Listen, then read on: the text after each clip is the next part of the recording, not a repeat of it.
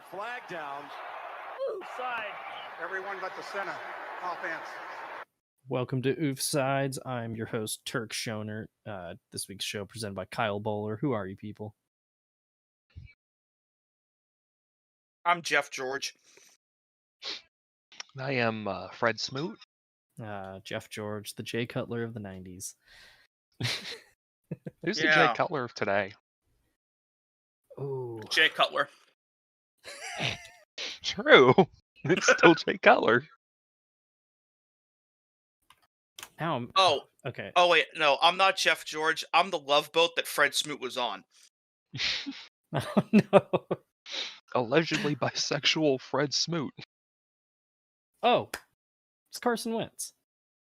Oh, That's who it is. duh. Yeah, that makes sense. Anyway, week 6 happened. That was pretty It sure cool. did. I lost another lock. I'm really proud about that one. I think that's 4 in a row I think I've lost now. But I get a couple 3v1s, so I'm pretty pumped about that. So, Yeah, I may have been, I was middle of the pack this week, but the one I got against your luck made it all worth it. that makes me mad how happy you are about that. It was really funny. God damn it. Especially because I re-listened to the episode yesterday and all of our reaction where you're like Jets and we're like, huh?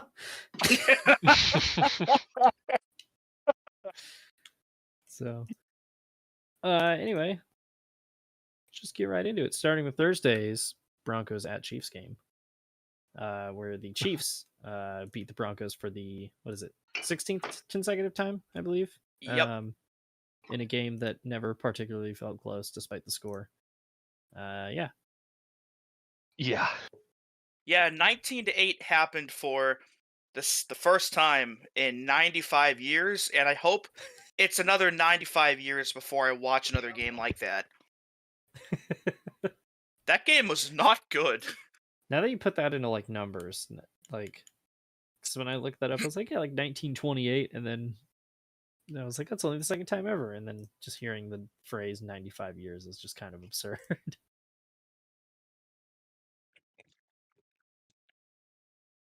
Yeah, Russell Wilson's stat line was also kind of absurd. Under 100 yards for the game and 2 picks. Yeah, he had up until the start of the fourth quarter that he had 47 yards passing on the night. It was bad. Yeah, half really of those bad. were in the fourth alone. Yeah. At some point, I know you spent the money on him. Do you bench Russ? I mean, he's played pretty well this year. It was just this one he was abysmal. If it keeps going like this, I think you do, yeah. The issue is that they can't just get rid of him because I think if they cut him, the dead cap hit that it will take is absolutely absurd. Oh, yeah. I think they'd be on the hook for 90 some odd million dollars in cap a year or whatever if they cut him right now. It's unbelievably bad. So they've painted themselves into a corner where even if they want to move on, they can't without a massive financial blow to the rest of the team. Yeah. Yeah. Yep, it's not looking good in Denver. There's a particularly bad moment too right before halftime where it was on I can't remember what it is. There was 30 seconds left and the Chiefs were out of timeouts. And the Broncos had the ball, called a timeout, and then Russ got sacked on third down, and then they called a timeout before they punted, which gave the Chiefs basically a free timeout, and they went down and scored a field goal before halftime, and they accidentally gifted them 3 points, basically. Jesus Christ. And it was really funny watching Broncos Twitter try to cope and be like, no, actually, he didn't actually call the timeout. It was a broadcast issue. And then literally first thing in his press conference, Sean Payton was like, yeah, no, I fucked that up. So it's going great. Just having a good time. Speaking of Sean Payton, are we just approaching a possibility? I know it's been brought up on the show before, but are we actually approaching a scenario where Payton might not make it through the first year like Hackett last year? Like, this is not going good at This all. is unprecedented. Actually, no, it's not because of Urban Meyer, but still, Yeah. this team is generationally ass. This gives me like the same energy as like the first year when Gruden came back to the Raiders, where Mhm. they just Yeah. tanked like hardcore. And I don't know if it was intentional or not. Or McCarthy's first year with the Cowboys. Yeah.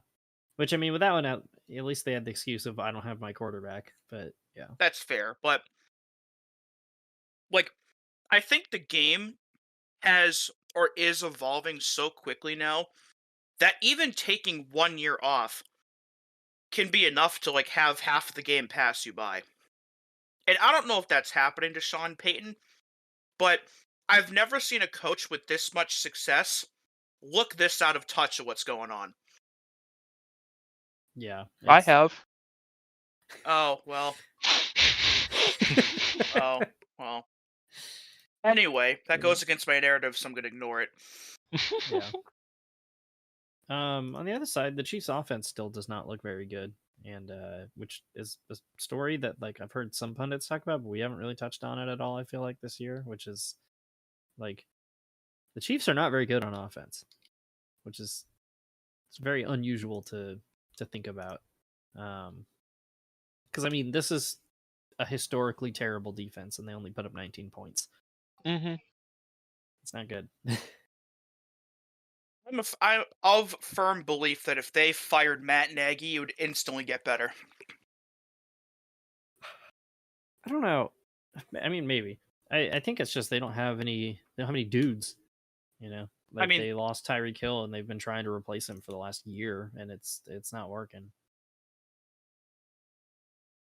it might also just be a little bit of adjusting to post Eric Bieniemy with how much he did for the offense. Like, I'm not going to sit here and say that he carried them by any means, but there are definitely things that Eric Bieniemy brought to the team that Matt Nagy and the other offensive coaches aren't bringing right now. Oh yeah, Mhm.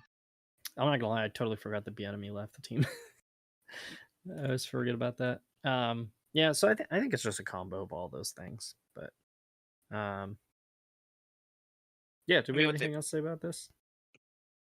at least their defense is good enough to make up for when the offense struggles, as shown last week. But that Oh yeah, gets harder and harder to do when the playoffs start. yeah, and I think it'll be something like last year where they'll round into shape definitely as they get towards the end of the year. Because I mean, I'm thinking back to 2021 where like Mahomes straight up struggled on offense, or as a passer for like the first 5 weeks, and everybody was like, "Oh, they're terrible now." And then, sure enough, they're back in the AFC title game. So, Mhm. yeah, Maybe he's just one of those guys that takes time to warm up. Who yeah. knows? So we'll see. That or Yeah. the NFL has to remember that they need to rig the games for the Chiefs. Yeah, True. I totally don't root for a team that benefited from that. yeah. And that was Broncos Chiefs. Mhm. Then we'll kick off the Sunday slate, which started with our final London game of the year, where the Ravens Thank beat the God. Titans 24-16. This was the return of bad Tannehill, and then he got hurt, and yeah, the Titans might be fucked. Yeah. Like They were they, already fucked. Even with him in the it's game, they have been so inconsistent to start this season off, and this just is going to make them, I think, spiral. it is now more over than previously thought possible for the Titans. This pisses me off even more though, because this team looking like this beat the Bengals and the Browns. But at the same time, this is the first Titans game I've picked right all year, so in one sense, I'm glad the Ravens won. You can Oh, you did? Oh my you can gosh! take the Titans out of the AFC Central, but you can't take the AFC Central out of the Titans. Why does that make so much sense? um, yeah, no, the Ravens receivers remembered how to catch a ball, which was cool because again, I think I said the stat that like without drops and sacks and turnovers, they would have scored like 37 points against the Steelers instead of 10. Mhm. Christ.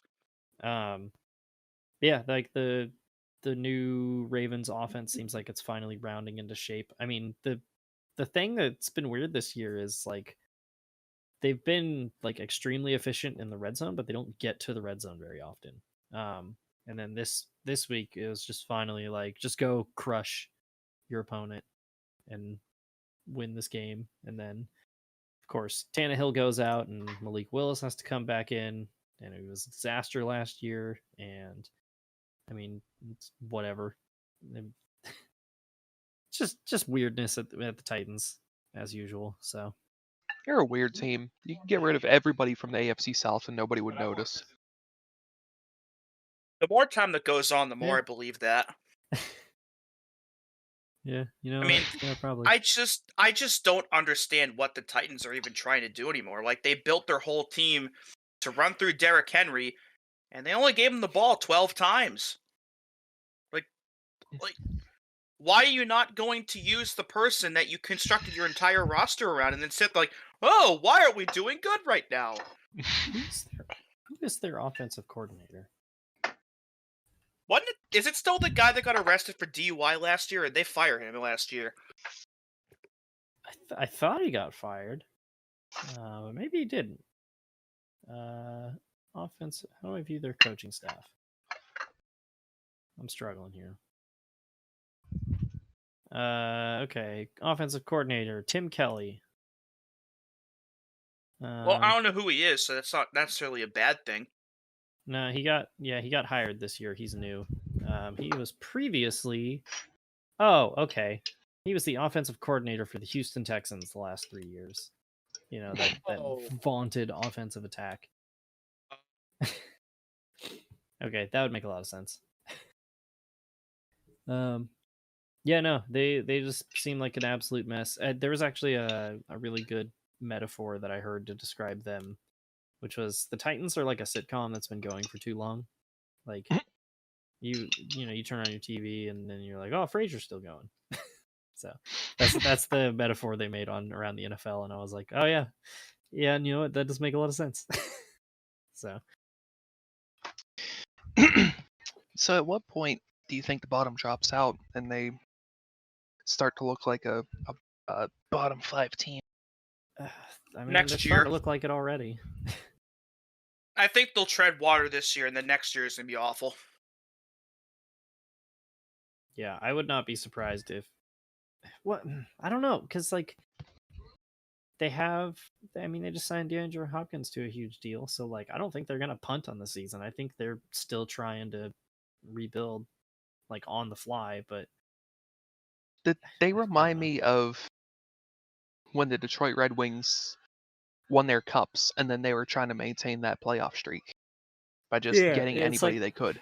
Yeah, and their ceiling is like losing in the wild card round right now. Yeah.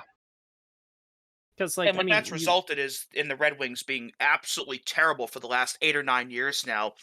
And the Titans, I think, at this point are headed on a similar path where if they don't figure out a good quarterback, whether it's Levis, Willis, or somebody else, they're fucked for a long time. Mm-hmm. Yeah. Because it's one of those teams where you look at them on paper, you're like, hey, Tannehill's still around, and Derrick Henry, he's still good, and DeAndre Hopkins, and then you like look past that and you're like, oh god. Literally, who else did I have? Anybody? Jeffrey Simmons, that's about it, but he's on defense. What about Nick Westbrook-Akine and who? Harold Landry's good. Quar? Harold Landry's on the defense. Harold Landry is good. Yeah, he is genuinely good. But again, it doesn't really matter when you're on a shitty team. But yeah, so Ravens move to 4-2. Titans fall to 2-4. So the Ravens, though, for being 4-2, not really doing anything notable all year.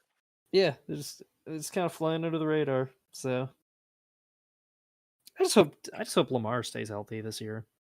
Yeah, I just want to see Lamar in a playoff game again. Yeah. No. So. Yeah, it's going bad for the Titans, but it could always be worse. You could be the Carolina Panthers, who are 0-6. They jumped out to a 14-0 lead on the Dolphins and then did fuck all for the rest of the game. 0 for 4 on fourth down. That's always a great stat to see. Yeah, they're terrible. I think the Bears are only the third worst team in the NFL now. which is crazy that it's changing so much. Yeah. Sorry, I was closing my door. Yeah, no, the Panthers. It's weird how competitive this team was last year too. Like they had a good defense. Their O-line played really well. Like there was Weren't a they in stretch of contention games for where the PJ. division to, like week 17?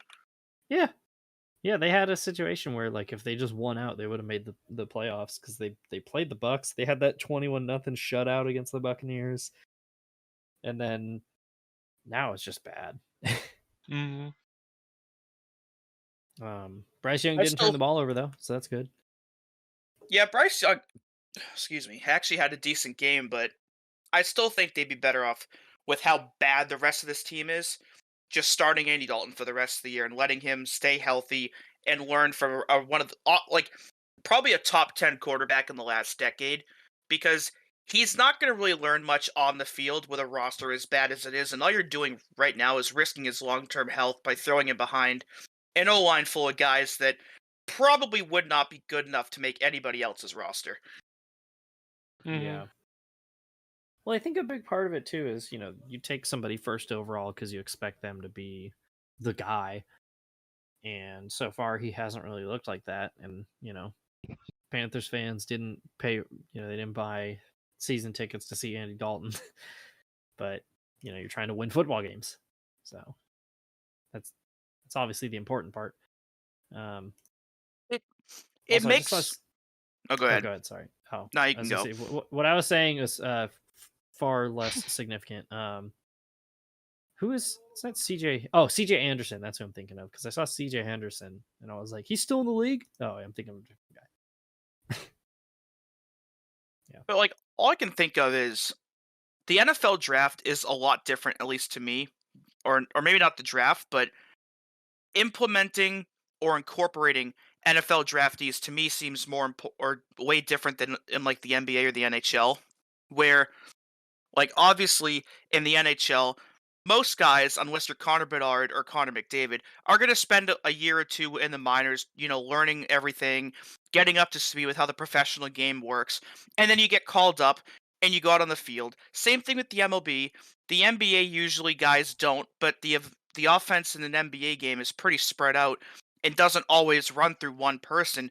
But in the NFL, if you're a quarterback and you're drafted first overall, you are the guy leading the entire offense. You're leading 11 other guys to do as best you can against 11 other guys, and you really don't have the opportunity to learn a whole lot besides the month or so of training camp and the little bit of preseason action. Like in the NFL, the whole thing seems way more rushed, and there's no like minor league thing or anything that they can try to get more game experience in first. So it's I think like to me, it just seems like almost an unfair situation for Bryce Young to be in, where cool, you're first overall, but you're immediately being thrust into a bad situation where your success rate is almost zero. Yeah, and it immediately makes me think of the Trey Lance situation in San Francisco, where it was like if Trey Lance was the best quarterback on the roster, he would have been starting. But like he just lacked, so he didn't have any experience compared to anybody else. And you can't get that experience when you're sitting on the bench. And he just imagine if there was a 49ers farm team where he could have finally, learned some game craft and turned into a starting quarterback instead of them punting on him after 2 seasons. I'd still think, speaking of that too, that this whole USFL XFL merger should eventually lead to a true NFL farm system where, let's say all the NFL games are obviously on Sundays. If this farm system plays their games on Saturdays, for example, and all those guys on the practice squad and the new draftees can get actual game experience, it'll help them get way up to speed faster. Yeah, I think that's the thing I hope for the most is it does become that farm league for the NFL. Or 'Cause, if I mean, like there's oh god. Or if you have a situation like what the MLB does, where if they have a player get hurt, they do like a rehab assignment down in AA or AAA. Maybe if a guy's coming back from injury, they run like 10 or 15 snaps in that farm system league on a Saturday or something, and then you bring him up the Yeah. next week to come back to play in the pros. Some actual good ideas on new sides. How about that? Yeah, Just make Take the notes, practice Roger. squads play each other. Yeah. Just make a practice league. Yeah. Literally. Every week have the practice squads play each other as like a warm-up game. Mm-hmm. It become Not a terrible idea. Yeah. I'd be down for that. I mean, if you go back to 2015, we would have gotten the glory of seeing starting safety for the Washington Redskins, Robert Griffin III. So Yeah. and that was I was gonna move it on, but do we have anything to say about the Dolphins? They're really good. That's Yeah, all they're that good. matters. Yeah. Oh yeah, we didn't mention it last week. Or we mentioned the trade for Chase Claypool, but we did not mention Mike McDaniel's quote when asked why they made that move, and he was like, "Do I really need to say it, you guys? He's fast." I think he was inactive for this game, even Yeah. despite that. He also had a really good quote where it was after week 5 when they mentioned like, you have like the most yards or whatever through 5 weeks. And it was like, what do you think about that? And he was like, when we set out the season, that was the goal, was have the record at week 5. So God damn it, I love Mike McDaniel. So yeah. Dolphins moved 5-1. Panthers are now 0-6. Yeesh. The only winless team in the league still. Yikes. Do you think they get a win? I think. Well, they let's will see. eventually. What's the rest of their schedule? Because that's going to influence my answer. I mean, they play the Bears in 3 weeks. They play the Texans next week, even though Yeah. they've looked better. Texans, Colts without Anthony Richardson, Bears, Cowboys, anything can happen with the Cowboys. Yep. Titans potentially without Tannehill, Bucks, Saints, Falcons, Packers, Jags, and Bucks.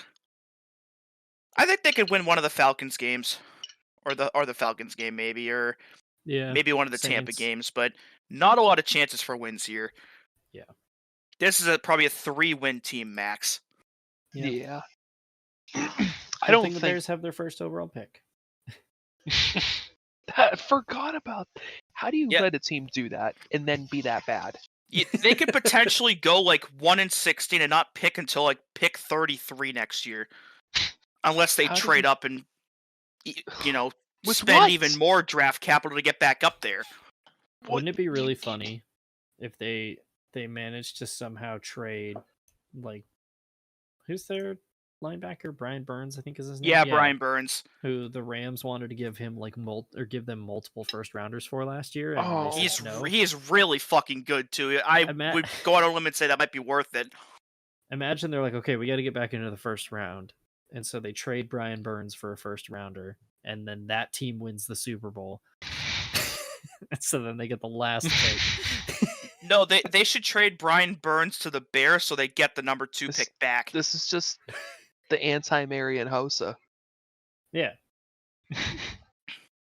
Exactly.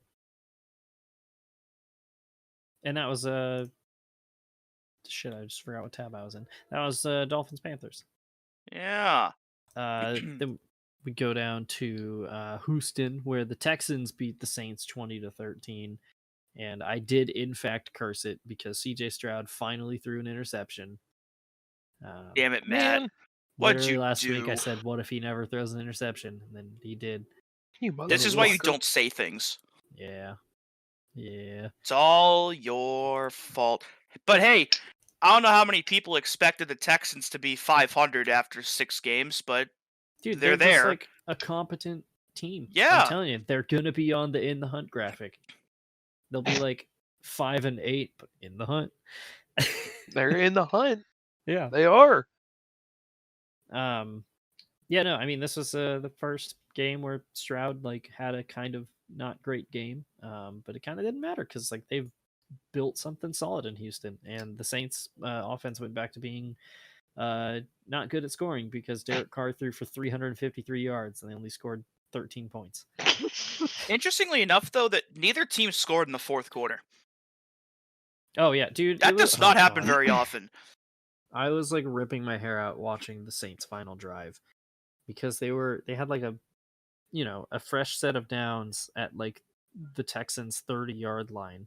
They were not in a go to goal situation, and they just kept taking like deep fucking shots down the field over and over and over. Literally 4 plays in a row. They just chucked it deep into the end zone. And I was like, why?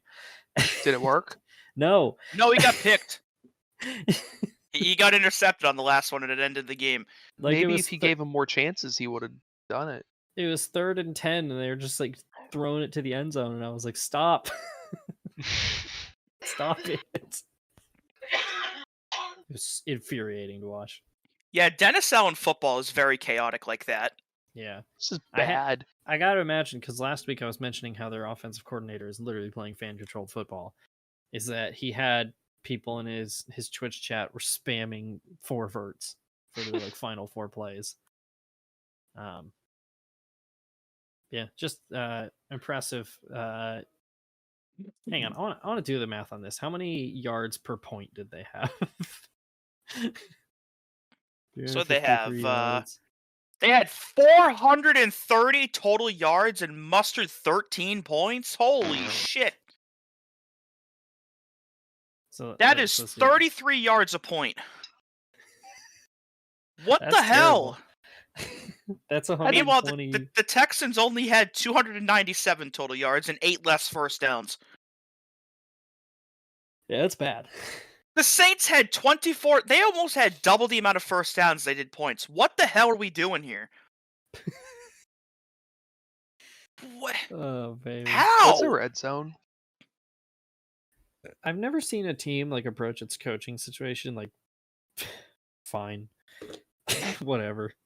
I mean, anybody want to coach? Anybody? the Saints were put in a bad spot with Peyton retiring when he did, but maybe they should have at least tried interviewing more outside candidates as opposed to just promoting Dennis Allen like, well, I guess we have no other choice but to give this guy the job. So when you have a terrible system of coaches, promoting from within doesn't work? No. Really? No. You're telling me that when your coach gets fired mid-season, you don't have to keep his interim replacement for the next 10 years, even after he ices his own kicker in his first year and it cost them a playoff spot? You're telling me you could just get rid of that guy? In case you can't tell, I'm still extremely mad about that. No.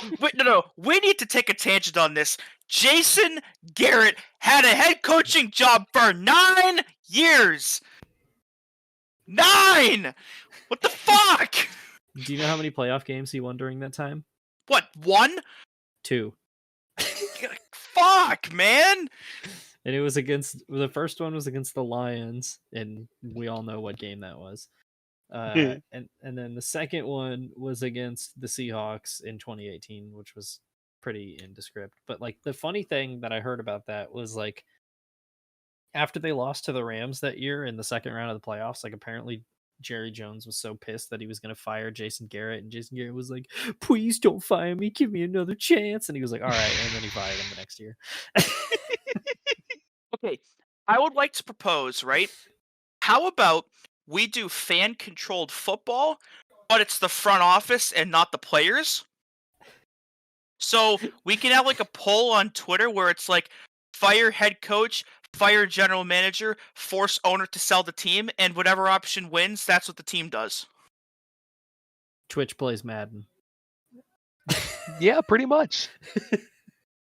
I'm using all my challenges on the opening kickoff. Like I can imagine, like if that happened, right? The Saints at the end of the 2021 season, right after Sean Payton retires, you get your little poll going, and it's like, convince Sean Payton to unretire, promote Dennis Allen, hire a candidate from outside the organization, fans run every play of the season. See what happens. Move team to pro.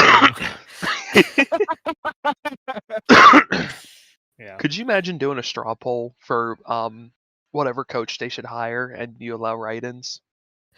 You get fucking Harambe coaching the New Orleans Saints.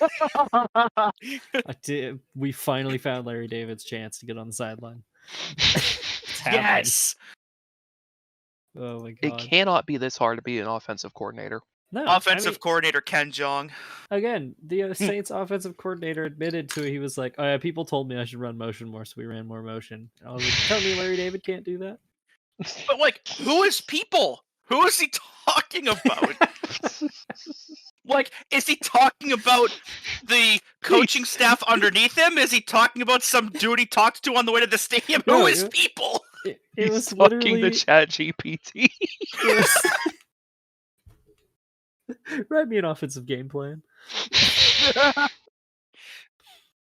It's just making me think of the King of the Hill episode where they're at the Texas game and Hank gets to call the final play of the game and he calls a pooch punt into the end zone and it works. God. Yeah, and that was Texans Saints. I hate the New Orleans Saints. I hope they get hit by another fucking hurricane or something. It's not right. Just, only the team headquarters, though. The rest of New Orleans can stay. Yeah, exactly. Just like localized entirely within that building. Mm-hmm. So. Or just get hit by a meteor or something. Anyway, moving on. You already have the symbol thing. Just move them to Canada. Quebec needs a football team. Oh, true. You know, that Just might change their actually colors. Yeah. So anyway, we moved to Atlanta where I 1v3'd the comrades, and let me tell you, it was a glorious victory for us. You can all get fucked. As Sam Howell led the Commies to a 24-16 win over the Falcons. A game in which Desmond Ridder threw 3 consecutive interceptions on 3 drives to close the game. Despite throwing for 300 yards.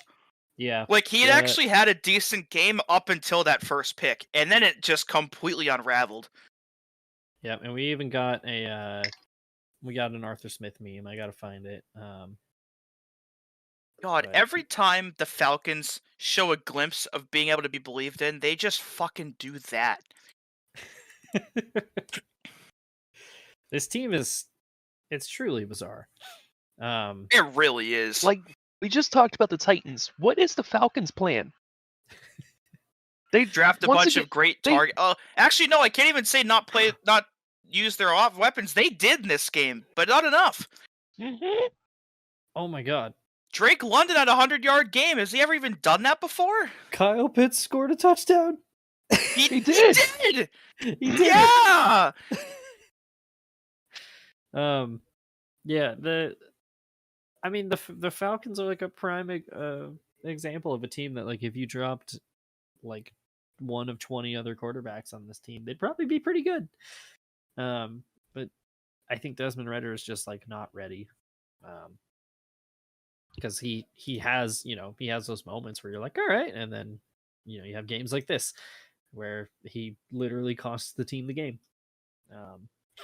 This is the first game that Drake London caught more than 80 receiving yards since week 18 of last year. Why won't they use Kyle Pitts? He's right fucking there. Okay. The Falcons with Kyle Pitts is literally when you're playing an RPG and you get a really good health potion or something, and you hang on to it for the entire game because what if you need it later? And then you beat the fucking game, and it's like you still have it because what if you need it after the game? They should dub in for games like that, like the jangling of all the glass bottles like in your character's backpack, like in cutscenes. So like when you're like talking in a cutscene, all you can hear is just like clanging constantly. The most insane part about this, let's see. This is hold on. Let me do some counting real quick. All right, so Kyle Pitts played, I think, 10 games last year. Just played his 6th game this year. Played all 17 games in 2021. So he's played about 40-ish career games now. This was only his 4th touchdown. So bad. Does he have 1,000 yards yet? Give the man the ball. Let's see. He has 251 so far this year, 356 last year, and 1,026 his rookie year. Oh, okay. So, but only 500-ish in the last 1.5 seasons. Just use him. Why are you? Well, they did 2 years ago. Then they said, "Oh no, he's too good. We got to save him for later."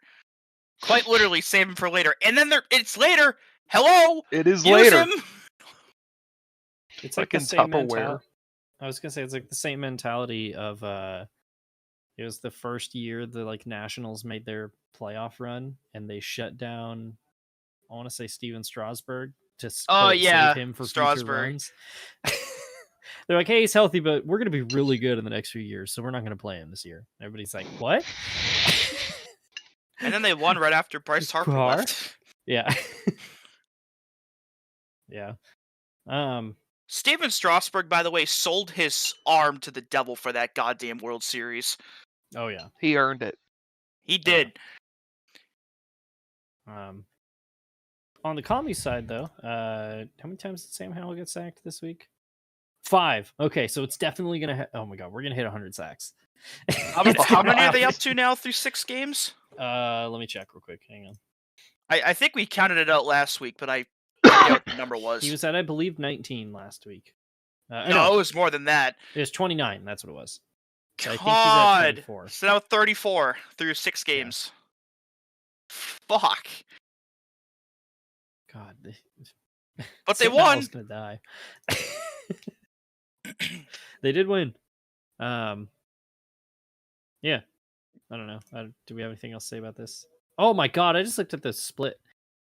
The Falcons literally doubled up the commies total yards, passing yards, almost doubled their yards per play. Like, they dominated this game. And again, you racked up 400 yards of offense and scored 16 points. Like, what do you do? So, I want to point out again, the Saints had 430 yards and scored 13. The commies had 193 total yards and scored 24. I need the commies What to are we figure out if they're doing? gonna be good or not. Either of these teams. I mean, they are our team, so just Yeah, like we have sides, to believe, they're going but to be wildly inconsistent. What the hell? But yeah, that was Over the course of the season, provided the commies don't make the playoffs, can we just get more and more desperate about their situation? What do you mean? They'll be like 5-11 heading into week 16, and we'll be like, "This is how the commies can still get into the playoffs." Pepe Silvia. Dude, I mean, I predicted they're going to win the division. I mean, they're only 2 games back. It's gonna happen. What was it? Oh, What? it was like Jack with the Bears that one year. Yeah, it's like 16-0 rest of the season. They went. He's like 15-1 from here. And then a week later, he's like, it's gonna be 14-2. Here we go. That was one of my favorite bits. Yeah, and that was Commies Falcons. God. Let's go up north to just get this game out of the way. The Vikings beat the Bears 19-13. This game sucked. Yeah, This was bad. Yeah, it was bad. Justin Fields got hurt. In came Tyson Bagent, I think is how you pronounce his name. What the fuck? Neither of them passed for 100 yards. Kirk Cousins threw for 181 yards. Just not a lot of football happened in this game. He an undrafted free agent from Shepherd College. Tyson Bagent is. Where do people find these motherfuckers? Apparently Shepherd College. You're telling me that this dude from No Mask State can get a job and fucking Marcus Mariota's not playing? Reminder, they kept this guy over Nathan Peterman, which I mean, like, and we know the history behind Nathan Peterman, but over really? This guy has the smallest pads I've ever seen. I mean, his jersey is like painted on. And like he was 10 for 14. He had that really bad pick at the end of the game, but was okay before that. However, that strip sack before it was. Whew. Okay, what's this? Tyson Bagent. Why have I already Googled this guy? I was gonna say, because you mentioned Shepherd State, and I remember we guessed earlier in the season what state that is in. Oh, that's right, we did. Oh yeah. I like how we forget this that quickly. Yeah. I think it was West Virginia. Oh, Yeah. that explains it. Yeah, Tyson State. Tyson Bagent looks like the guy that would walk into Sheets and ask for 10 or ask for 3 on pump 2 and then buy 3 scratch off tickets and a pack of Newports. And then he would scratch Motherfucking them Newports. at the counter. What? Can I grab Switch controllers from you real quick? Yeah. They're on my Switch, which is. Thank you. Are these will charge? Probably not. Thank you. Jesus Christ. But as I was saying, yeah, he would definitely scratch off all the scratch off tickets at the counter too, and make everybody behind him wait. Yeah. Like while he's doing it, and he's like, "Damn, didn't get a note this time. Damn it! Give me another one. Damn it! Give me another one." Free ticket." The Bears were also very short-handed in this game. They were down Khalil Herbert and Rashawn Johnson for running back. So they had to start Donta Foreman and have Darrington Evans as their backup for this game. Okay, I recognize the first name. Hang on, I'm trying to remember what. So team he we are played for. we are scraping the barrel for running backs right now in Chicago Donta- because Donta Foreman. What team did he play for? Hang on, I let me believe they compare were this. both on the Titans at one point. The Panthers at one point. He's played for almost the entirety of the AFC South. The Falcons. Okay, I don't know. Yeah, no. As it turns out, the Bears are not very good. Who could have seen that coming? But again, not the worst team in the NFL anymore somehow. True. Yeah. Which, I mean, in 3 weeks we're gonna find out for sure. But yeah. Yeah. Steven, What? why did you send me a tweet that just says vinegar is crazy, man? The Wario of water. It is. What? Why is that so accurate? It is. Oh my god. Matthew, can you Photoshop Kirk Cousins to look like Waluigi in the thumbnail? He's even wearing purple. And that was Vikings Bears. Okay, now what? Well, I think we were wrong about the Bengals. Were Maybe we? they're just good now. Well, because they beat the Seahawks 17-13. So Yeah, but they beat them This- scoring 17. What's we? What's we? Yep. I've been on this. I don't know what you're talking about. Shut the fuck up, you liberal. I mean, yeah, they scored 17, but they held the Seahawks to 13. Like their defense is apparently good again. Defense is Gino. carrying them right now. Yeah, Gino had an uncharacteristic game. Yeah, I mean the Bengals, they're not without their offensive struggles. In particular, Joey Mixon. T. Higgins is having a terrible season, and he's basically hitting the free agency market at the end of this year. So great time to have a terrible season. But yeah, the ending of this game was so annoying to watch because the offensive line just could not give Gino any time when it mattered. And again, this is another game where Seahawks racked up loads of yards and just didn't score any fucking points. Yeah, It's like absurd. Yeah, the Seahawks had 1st and 10 at the Bengals 11 with 55 seconds left, and only gained 2 yards on the preceding 3 plays. Yep. Yep.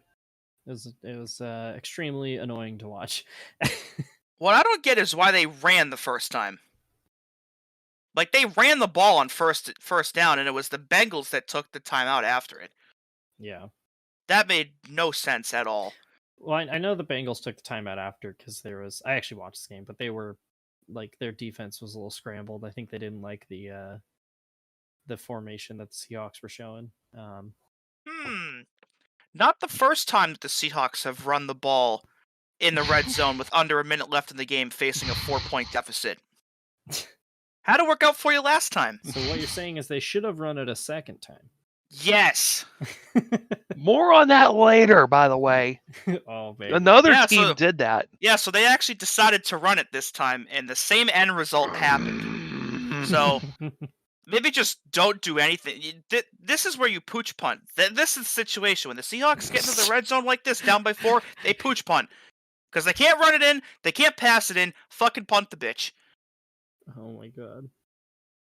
Or what they Yeah. should do, where they need to petition the NFL to add the rouge from the CFL, and then they kick it between the posts 4 times to get the 4 points they need. They should add the rouge. Yeah. I can't. Scorigami be Oh. go crazy with the rouge. Oh, yeah. We could get a 1-0 game. Yes!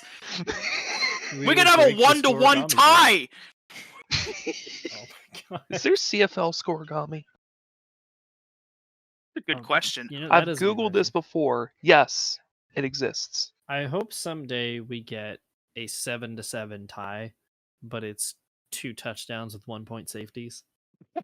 It That would hasn't. be really funny. It hasn't been updated since 2017. It looks like, but there was a game that ended 1-0 at one point. Oh my god. Did they ever have a 1-1? No, Aww. there's a game that ended 60-1 though.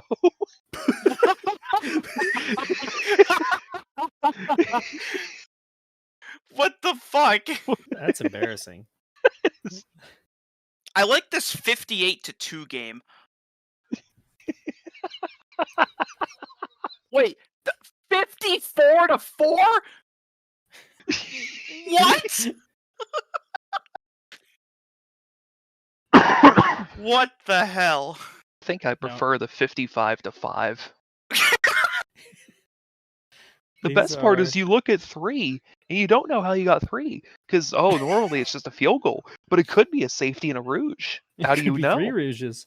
1.5 safeties. There is a 4-0 game as well.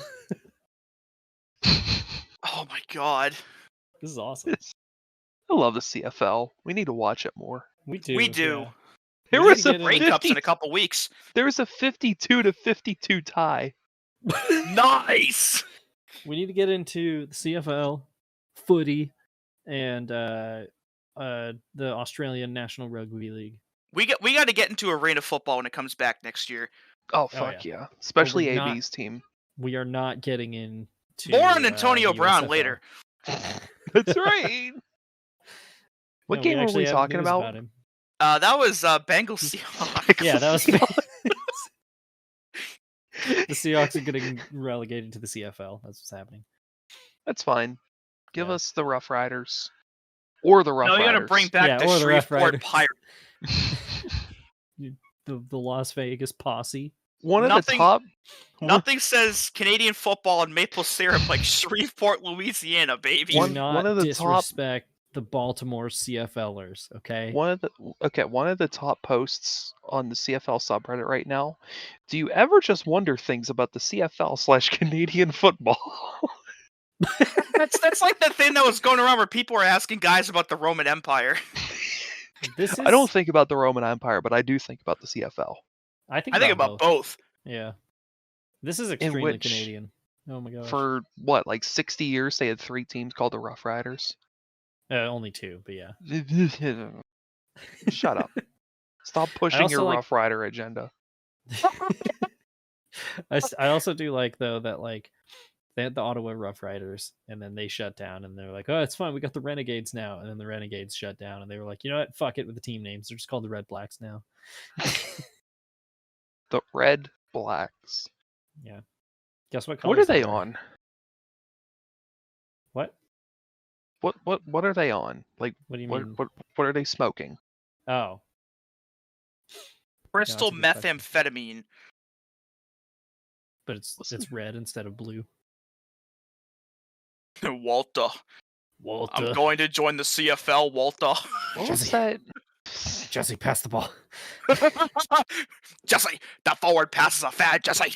What was that team that they've been trying to get for like 40 years? Oh, the Atlantic Schooners. They've been trying.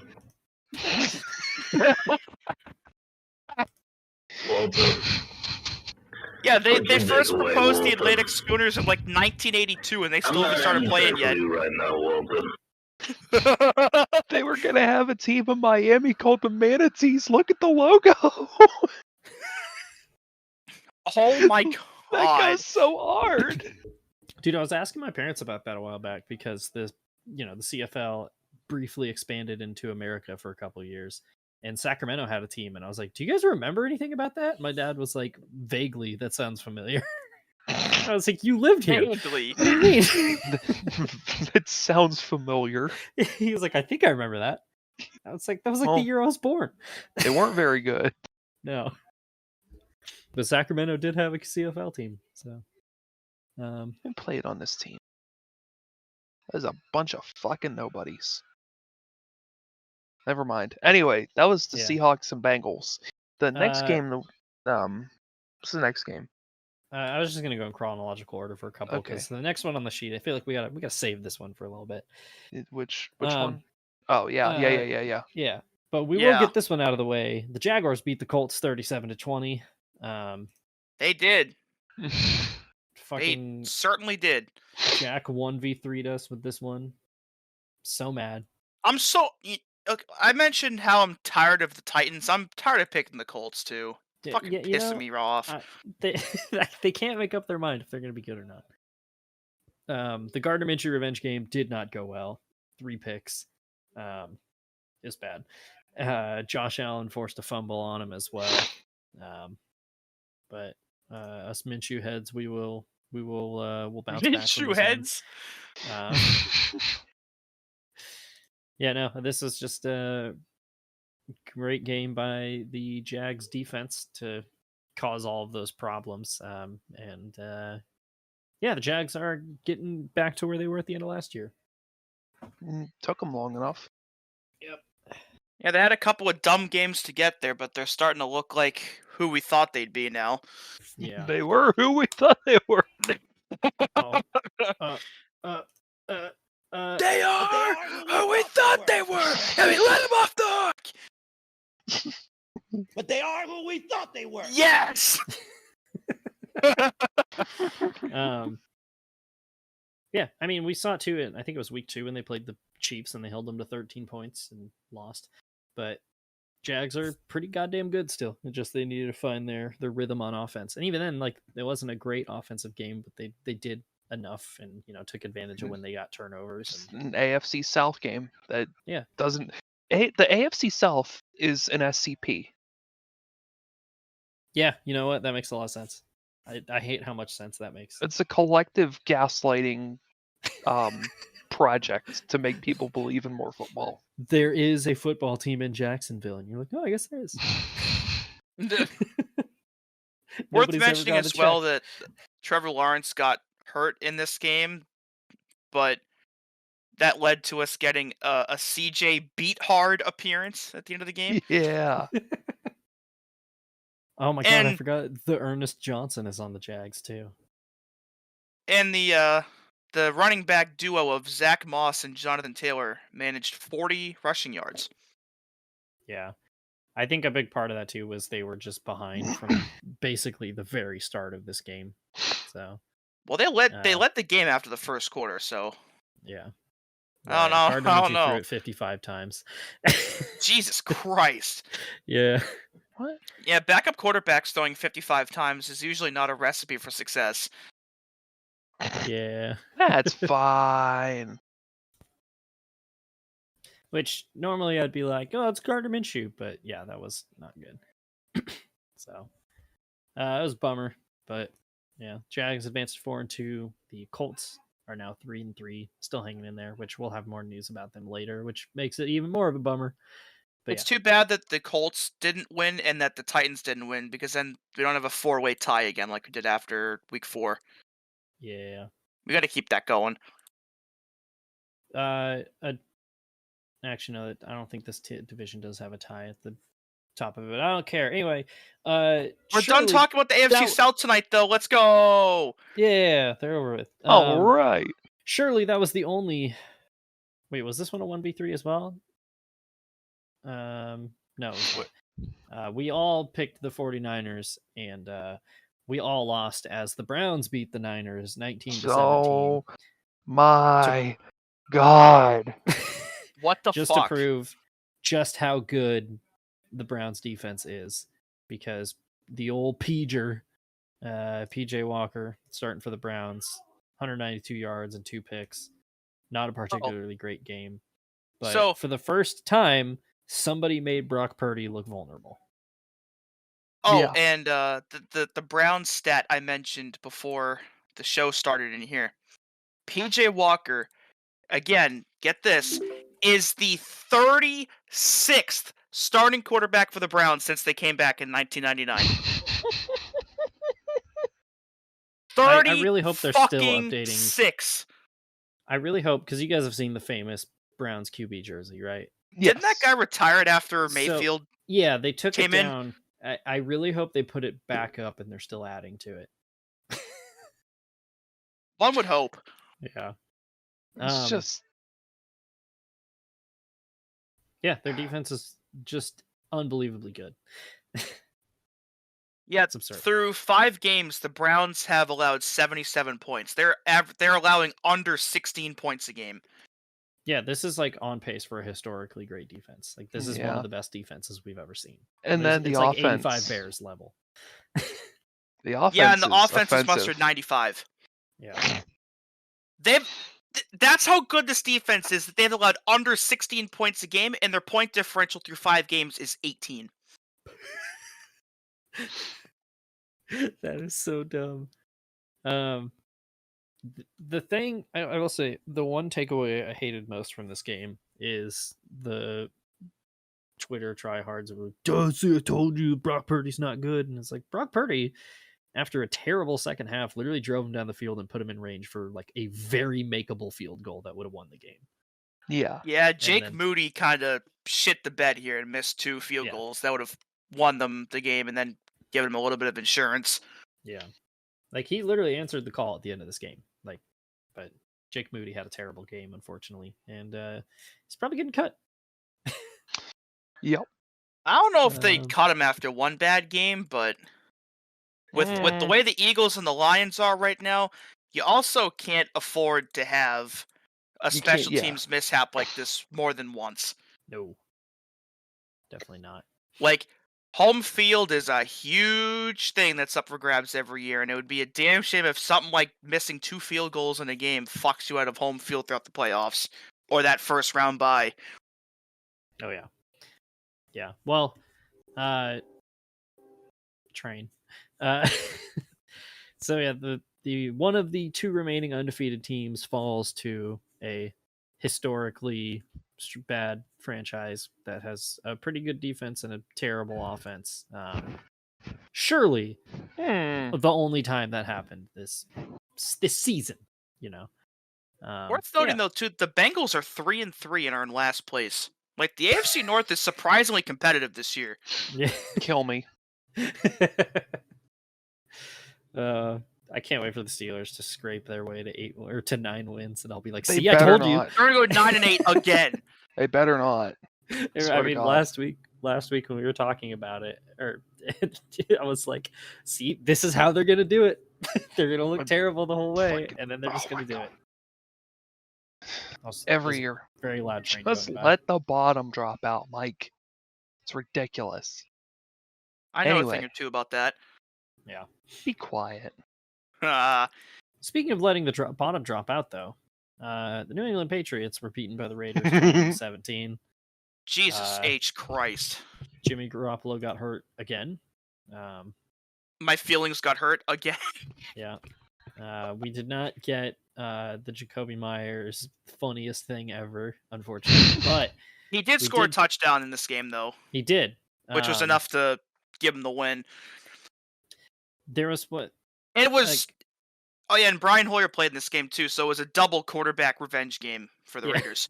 It was a revenge game for Garoppolo, Hoyer, Myers, Josh McDaniels. Who else was on previously on the Patriots? There's gotta Well, be somebody it else, would have too. been Chandler Jones had he not been released, but Oh, yeah. unfortunately, he still has that personal stuff going on. Yeah. So, What's sad about this is the best the Patriots offense has looked all year. Like they scored a touchdown.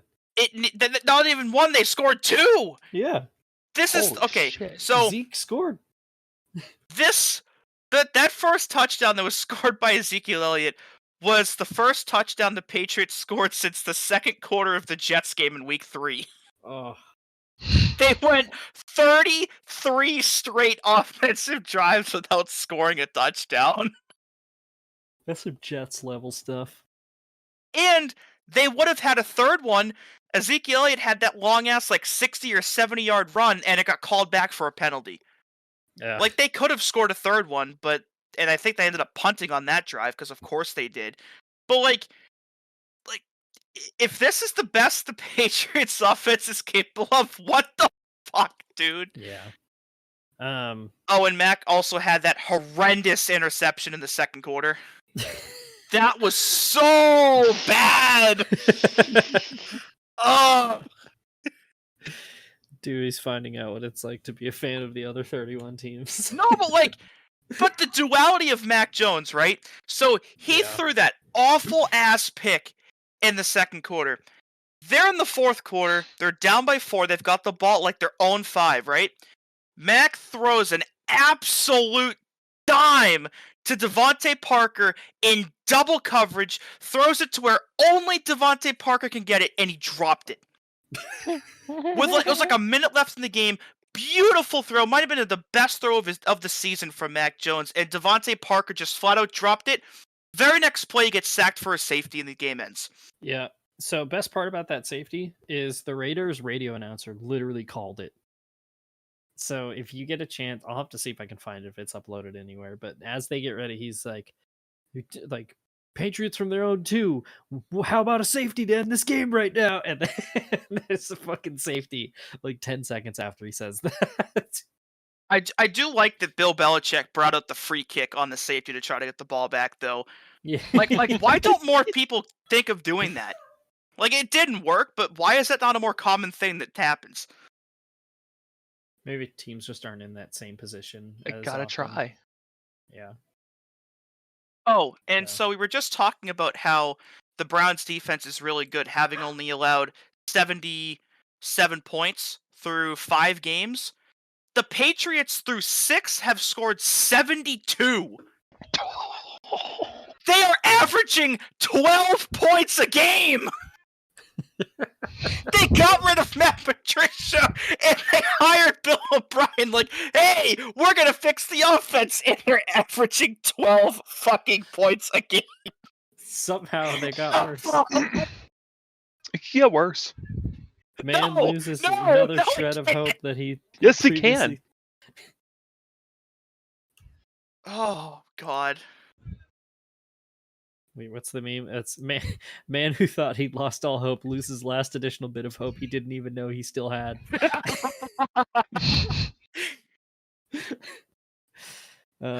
So yeah, 12 points a game. The Raiders are somehow fucking 3-3. I don't know how they've managed to do that. But Patriots are 1-5 for the first time since 1995. Their head coach that year was Bill Parcells. That was the first year post Pete Carroll, wasn't it? Carroll was after Parcells. Oh, was he? Oh, that's right. Yeah. Parcells left for the Jets after the 96 Super Bowl, and Carroll replaced him. That's right. Yeah. Okay. Yeah. Yeah. So, and that was Patriots Raiders. We head on over to Tampa, where the Lions beat the Bucs 20-6. I am sad, but it is what it is. Just the Lions have a really fucking good defense. But to be fair, both defenses played extremely well in this game. The Lions are 5-1. They're the only team in the NFC North above 500. It's crazy to go back to preseason when I was excited but scared that they were going to be overhyped, but they're living up to the hype. They're just really fucking good. Yeah. Despite all the injuries they've gotten too, which is incredible. It helps the rest of the division sucks. Yeah. But still, they're 5-1. They've played 2 division games, I think. Yeah, they beat on the only one. They've only played the Packers so far. Yeah. But I mean, they're extremely deep at every position, it seems like. And their defense is playing well. Jared Goff is playing better than he probably ever has. Yeah, it's crazy. And I will say I did watch like 90% of this game. The score is a little misleading because in the first quarter on the second drive, in their own red zone, Baker threw an interception, which the Lions then kicked a field goal on. That play was a tipped pass, and had that pass not gotten tipped, Baker had Mike Evans, I'm not exaggerating, wide open for a 90-yard touchdown. So if that pass doesn't get tipped at the line, all of a sudden we're looking at a 17-13 game rather than 20-6. And that was really the only mistake that like their offense made pretty much all game. There was just had to punt a lot. So yeah, Baker wasn't great, but he wasn't bad either. It was just a weird nothing burger of a game. He is a different type of bad than he normally has been, because when Baker's normally bad, he can't complete a fucking pass downfield, and they're turning it over constantly. It's like what everybody said. He's playing like more decisively, and he's not making as many mistakes. It was just they don't have. I don't know if it's him or maybe they don't have a rushing game or whatever it is, but they just don't have the offensive firepower that other teams do. And so, you know, when you're playing an extremely good defense like the Lions or say the Eagles from a few weeks ago, these things are going to happen. So, but you know, who's to say this team and him and this offense can't grow over the course of the year and maybe the future? Because at this rate, he might just be their guy. So, but yeah, I think the Lions definitely do have their guy though, in Jared Goff, because it's funny to think about that. Like going into last year, everybody was like, yeah, maybe they'll just get somebody else. And now it's like, no, I think Jared's just your guy. Jared Goff is good. Yeah. People shit on Jared Goff way too much. He's Everybody just like thought he was a Sean McVay merchant, and he's just a pretty good quarterback. All he does is like, throw there's for a reason 4,000 why he yards was every picked year. number 1. They didn't just do that for no reason. Mm-hmm. Yeah. I mean, and he's put up gaudy stats his entire career too. So He went to a fucking Super Bowl. yeah. So One of the worst Super Bowls in recent memory, but still. No, that was a good Super Bowl. Shut the fuck up. I don't know. We'll let him have this one for now. Just one. Yeah, just that one. Remember that guy that drove on the field in the car during the halftime show had a longer drive than either team did in the second half? Patriots 13, Rams 3, Maroon 5. Beverly Hills 90210. Wasn't that the game when they did the SpongeBob tribute for 2.5 seconds and everybody got really mad? Yep. Whoever orchestrated that halftime show, this is their fault. I choose to blame Adam Levine. Just to True. like Blame him for everything. Holy reemphasize how fucking much I fuck, hate that him. Super Bowl of yours is absurd. Shut the fuck up. You know, that's it. I'm moving on from this game. The Rams beat the Cardinals 26-9. Football happened. This game was funny because the Cardinals were up 9-3, and the Rams weren't doing much, and then they were like, "Wait a second, it's the Cardinals," and then they just scored 23 unanswered. We're like, "Hang on, what are we doing here?" The Cardinals might be the best 1-5 team ever. Yeah, they're just like they've highly put up competent. a decent fight in almost every game, really, except for this one after the second quarter. But Yeah, like they're Josh not Dobbs, that bad. Josh Dobbs was like, "It's dobbin time," and then he dobbed all over those guys. We didn't daub on them long enough. Yeah. Yeah, I don't know if I have much to say about this game, if I'm being honest. Well, Greg yeah. Dortch didn't have a reception, but he got a single target this week, so they were looking at him at least. Hey, let's fucking go. All right. His time will come. He also had one punt return for 16 yards. Yeah! Short King. Oh yeah, also in case anybody thought Cooper Kupp was going to be slow coming back, he had 7 receptions for 148 yards. Yeah. So I think he's still pretty good. Yeah, well, And it looks like Puka Nacua is indeed going to, I wouldn't say regress, but his numbers are definitely not what they were. He only had 26 yards in this game. Yeah. I mean, Matt Stafford does love throwing to one guy and one guy only. Yeah, he threw the ball 15 times, and 7 of them were Cooper Kupp, so. Yeah. So, yeah, Rams get back to 3-3. Cardinals are 1-5, unfortunately, and I don't think we have much else to say about this game. The Rams are a very weird 3-3 team. They don't feel 3-3 at all. They're not like the Rams right now, I think, are what the Titans thought they were going to be, which is like they're there. They have a lot of high-end talent, and they're like they can kind of hang with anybody, but maybe they don't have the pieces to beat teams like the Eagles or they don't have the depth. Or the 49ers. Yeah. But like they have the ability to beat up on all the weaker teams and hang in. And I mean, at this rate, I can see them winning 9 games and maybe making the playoffs as a wild card. So, but yeah. And that was Cardinals Rams. Yeah.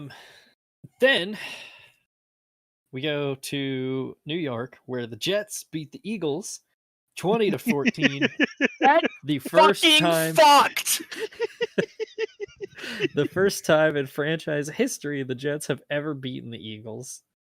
And it was with Zach Wilson. Yeah, and Dewey 1v3'd us on this one. Get fucked, bitches! So mad. I also like to point out Dewey went for a 1v3 for the Cardinals. Didn't work. Yeah. I got the one that mattered, though. Yeah. Dude, the Jets are so weird this year. And again, like another okay game from Zach Wilson. Even as a fan of a division rival of the Jets are chaotic good. Dude, yeah, I'm just on board now at this point. Like it's fun to watch just to see what they're gonna manage to do this week. Oh yeah. Like how is this one gonna go? Oh, I gotta bring up. Hang on, I gotta bring up the Eagles' drive summary in the second half is crazy because they went up, I think 14-0 to start the game, and then I think so. Had like 20 yards for the rest of the game. Like the Jets defense shut them down. It was 14-3 in the second quarter. Yeah. Yeah, Jalen Hurts had an ugly second half of the game, which included a pretty bad interception. Oh god, that was auto bad. Playing. That's really loud.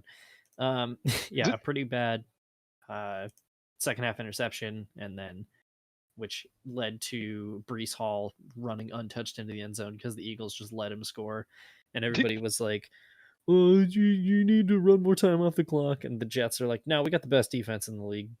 Fuck you. We don't care." They won us the game last week, and they're gonna win us the game this week. Yeah. Okay. So here's the.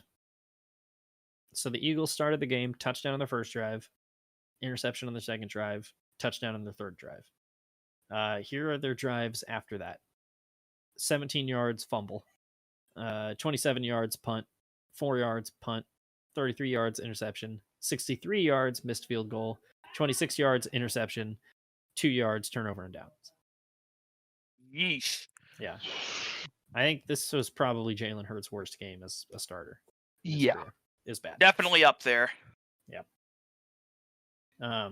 Yeah, and the Jets took advantage of it. I mean, Breece Hall, the numbers don't look great on paper, but he put it together when he needed to at the most. Zach Wilson played okay. And also, I don't know if you guys saw it, but Aaron Rodgers pregame was on the sideline throwing passes without his crutches. Stop. No. I swear to God. Oh, and also, shout out Greg Zuerlein for hitting 4 fucking field goals in this game. Oh, yeah. Single-handedly keeping them in it. Dude, what are we going to do if Aaron Rodgers comes back after 6 weeks in an injury that was supposed to take him a year to rehab from? I think Jack might have an aneurysm. He's just doing an Eric Carlson speed run. Dude, yeah. It's so absurd. It's one thing for an athlete to do this. It's another thing for an athlete that's 40 years old to be doing this. Yeah. What the fuck? Like, All I he's can- twice the age as the other people who have gotten this surgery, and he's recovering at like 3 times the pace. They should just give him. Is he fucking recovering, though? HGH. Or is he just pushing it too hard and we're going to see a situation where he comes back way too soon and immediately blows it out again? Honestly, it's probably gonna be that. But Not like, gonna lie, that would be really funny. the fact that he's what, 4 weeks removed from Achilles surgery, and he's just walking around without crutches and throwing passes. It's like, what the fuck? If he comes back like that and tears his Achilles again, he can't. There's no way he comes back from it a second time. He's just like, do it again. Sisyphus of Achilles. He's gonna have like carbon fiber Achilles tendons at this point. Infinite Achilles glitch. They just replace him with rubber bands. I gotta get back out there, staple it back together. I got a game to win. Just get him fucked up on horse tranks again. My knee. This is why, as much of a douche noodle Aaron Rodgers is, I kind of love him. He's Aaron Rodgers, the football player, is so fucking funny. Yeah. Oh my god. It's such an interesting situation. And I want to see him pull it off. I genuinely think he would just like spending his entire career in Green Bay. Like, you have to do something. And so he's like, I'm gonna spend way too much time online and get really into conspiracy theories. Chronically online. Yeah. Oh my god. Yeah. Well, actually, he still is chronically online. He's on fucking Pat McAfee's show like every day.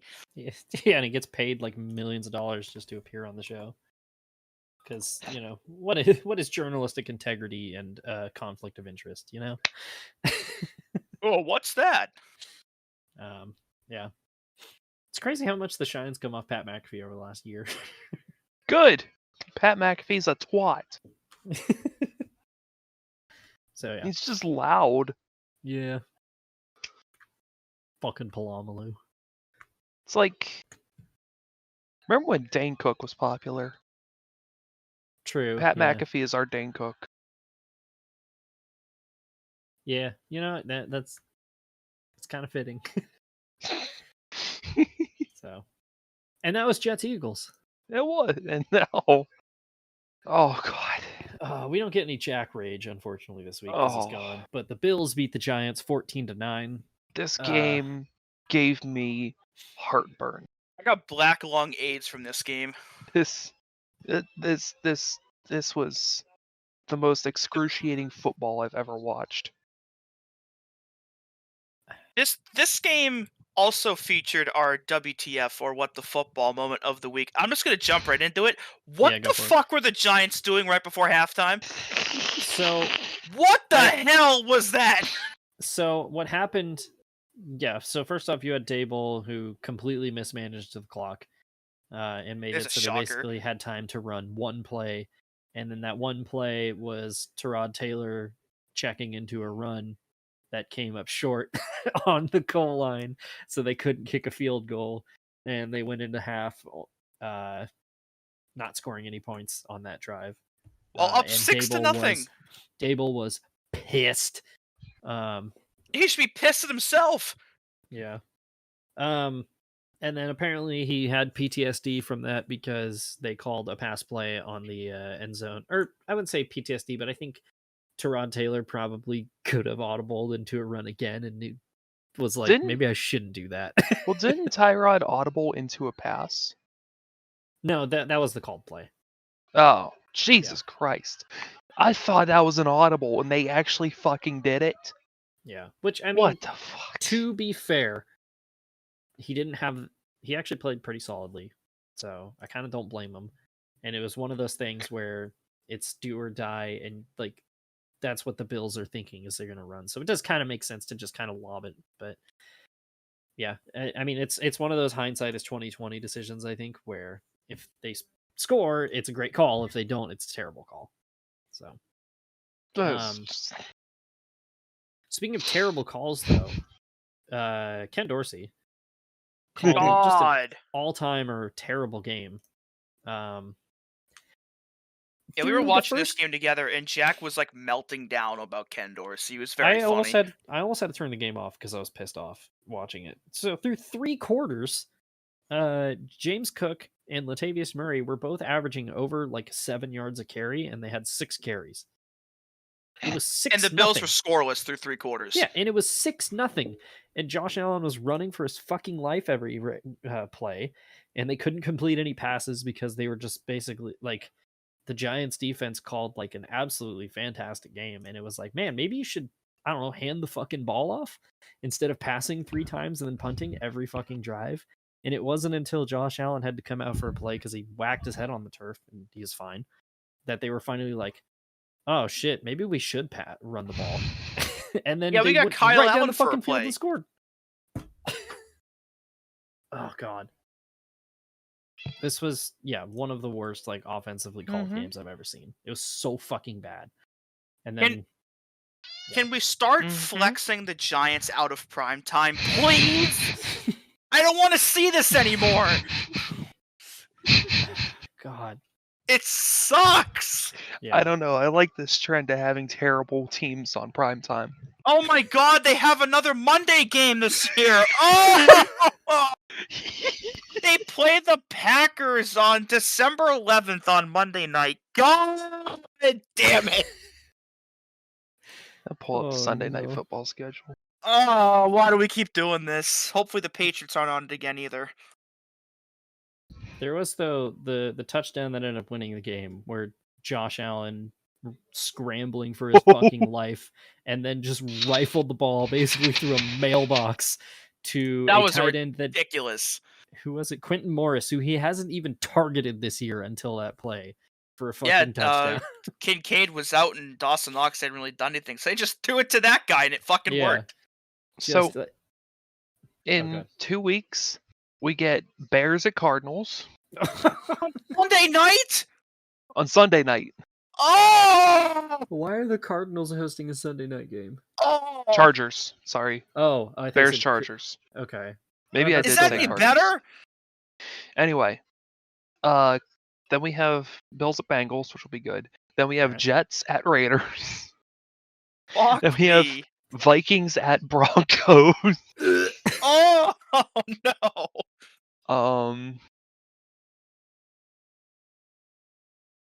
And then the last one they have lined up on New Year's Eve is Packers at Vikings.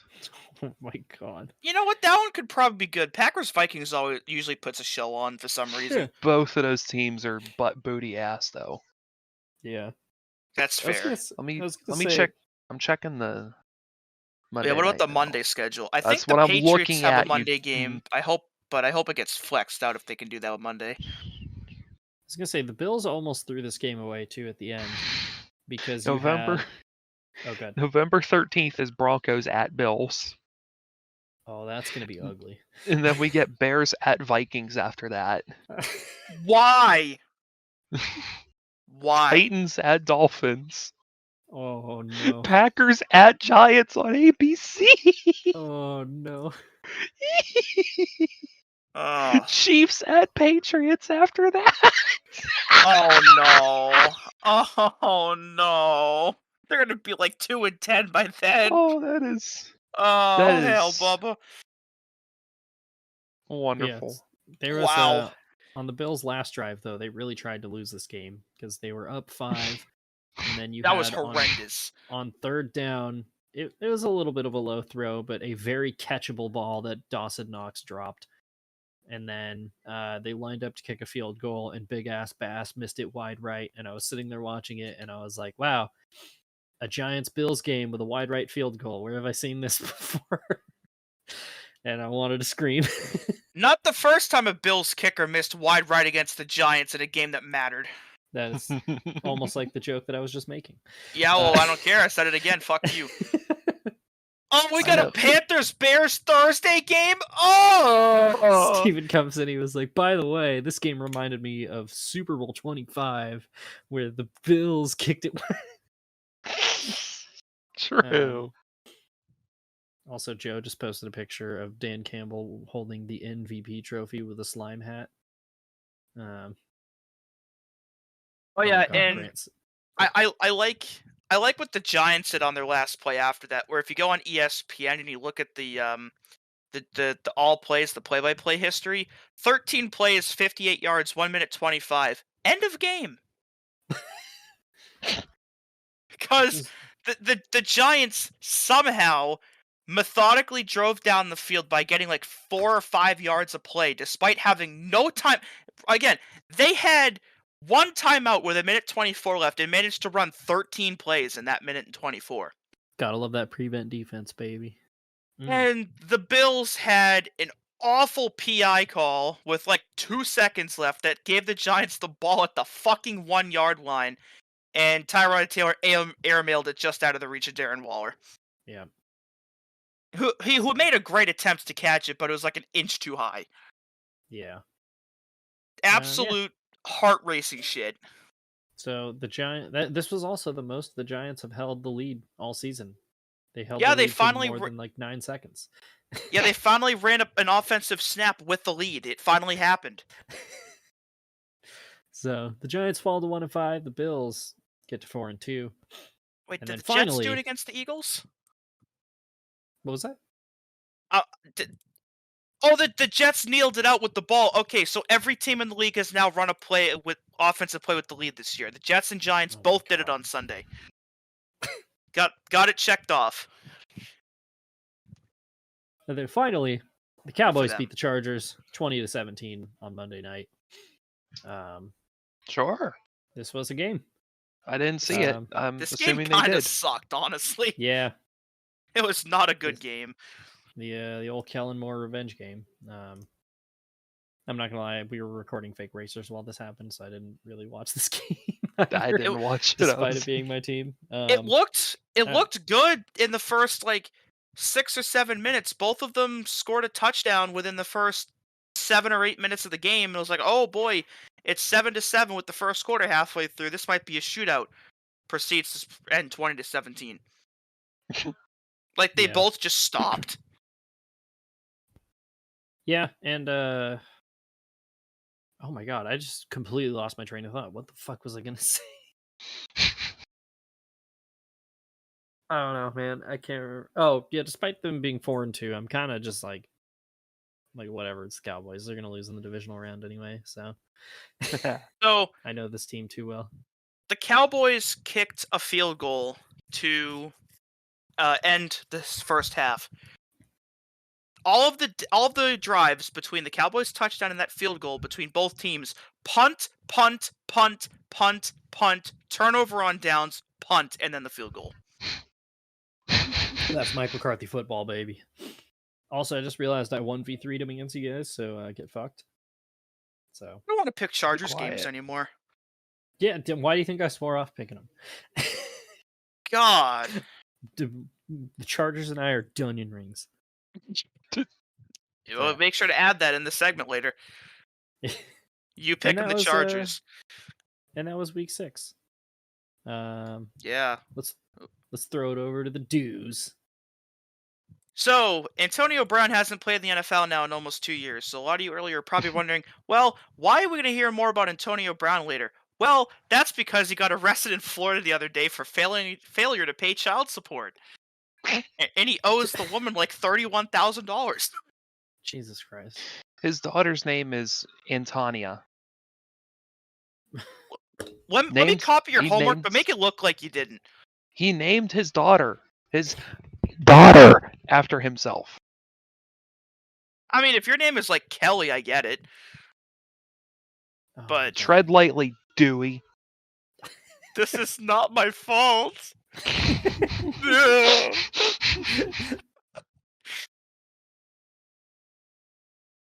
But yeah, Not the it's- he was not the only player to get arrested over the weekend, as Darion Kendrick, the starting cornerback for the Rams, was arrested on a felony charge of carrying a concealed weapon after the game against the Cardinals. Oops. God Bruh. forbid guys have a little bit of fun. Yeah. Dude, Uh, I've been listening to this podcast called "Well, There's Your Problem," and they did a video where they're talking about it's about engineering disasters, and they did one about the disastrous Oldsmobile diesel engines, and they were talking Oh about God. like they were showing a picture of the car, and they're like, it's actually legal to not have an open container in this car, and like they're like, sir, have you been drinking tonight? Why not? Absolutely. He's like, do you have any weapons? Do you have a gun on you, sir? Oh, you don't? Hang on. Let me go get you one. You're going to need one. Anyway. Grover Stewart, the starting defensive tackle for the Colts, has been suspended for 6 games for violating the PED policy. So It's Grover. Yeah, it has never been this Grover. It's never been this Grover before. It is more Grover than previously thought possible. The Broncos decided to release Frank Clark a week after trading Randy Gregory to the 49ers. So the Broncos are just deciding that they want to make their terrible defense even fucking worse by getting rid of the 2 best players on it. Everything is going swimmingly over there, I'm presuming. Maybe this one will work. Yeah. The Cardinals designated Kyler Murray to return from the PUP list, though they're 1-5. I don't know what they're going to gain from playing him, but sure, I guess. Roger Goodell received a contract extension, so he'll remain commissioner through at least 2027. Sure, I guess. And Frank Reich, who had been calling the plays on offense for the Panthers, has handed over play calling duties to offensive coordinator Thomas Brown. I don't think this is going to change anything. No. Probably a Probably not. procedural move at best. Yeah. McCole Hardman, who was with the Chiefs for his entire career up until this offseason where he went to the Jets, was traded by the Jets back to the Chiefs along with a 7th-round pick in 2025 for a 6th-round pick in 2025. Was he traded to the Jets or did he sign with the Jets? He signed with the Jets and they just traded him back to the Chiefs. This reminds me so much of, I think it was last year, where after 2021, Joe Flacco's contract with the Jets expired and they let him walk in free agency to the Eagles. And then Zach Wilson got hurt in preseason and they had to trade for Joe Flacco again. Odd. I got a good one. The National Hockey League player Jamie Alexiak played for the Dallas Stars. Oh, yeah, He was traded to the Pittsburgh Penguins for a conditional 4th, a 2019 conditional 4th. So he played for the Penguins in 17 and 18, and then halfway through 2019, Jamie Alexiak was traded by the Pittsburgh Penguins to the Dallas Stars for a 2019 conditional 4th round pick. He got traded for the same draft pick twice. A year and a half later, the Penguins and the Stars were like, "Yeah, let's undo this. I don't want this anymore. Can we do this? Yeah." Well, there was when Dickie Knowles was traded from the Cubs to the Tigers for a quote player to be named later, and the player to be named later ended up being Dickie Knowles, so he got traded for himself back to the Cubs. Didn't somebody get traded for a treadmill? Oh God, who was that? What? Traded for a treadmill. Sean Mulligan was traded from the Padres to the Cleveland Indians for $75,000 in a treadmill. If I recall correctly, somebody on the the Mariners got traded for cash, and then they used that cash to buy printers, I think.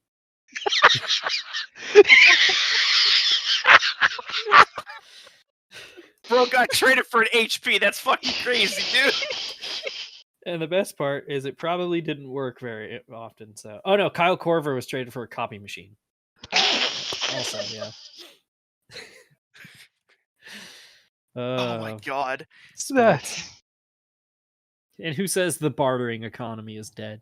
Was it Chris Draper that was traded for $1? Draper dollar trade. Yeah. Yeah. Well, that's like when Emmitt Smith, so he left the Cowboys in free agency to play 2 years for the Cardinals, and then he signed a one-day $1 contract to retire as a Cowboy. In 2014, the Brewers traded left-handed pitcher Brad Mills to the Oakland Athletics for $1. Oh, Brad Mills, I forgot about him. The A's needed a starting pitcher after Drew Pomeranz was placed on the disabled list after punching a chair. Remember when Dustin Penner threw his back out eating pancakes? What?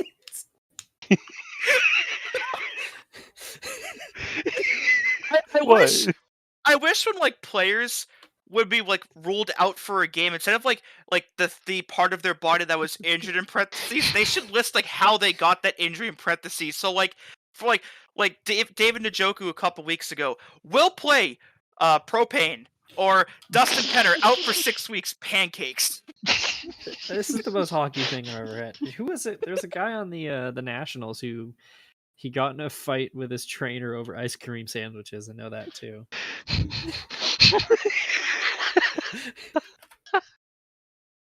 And then there was also whoever it was who injured themselves playing Guitar Hero. Joel Zamaya. Yeah. Oh, There's a sorry, it was a player- Mariners player. It was Jesus Montero. Yeah. Oh yeah. I forget who it was. There's a player on the Mets in the 80s that had to go on the injured list because he burned himself trying to light his farts on fire. I do remember that. That's story. awesome. And then it was who was it on the Giants who got hurt riding a dirt bike? Bumgarner. Yeah, that's Joe Sakic stuck his hand in a snowblower. Also, Steven, What you're the right. fuck, Chris man? Draper was also traded for $1 from the Jets to the Red Wings. After Chris being Draper at a third line serviceable prospect at a cheap price. Satisfactory.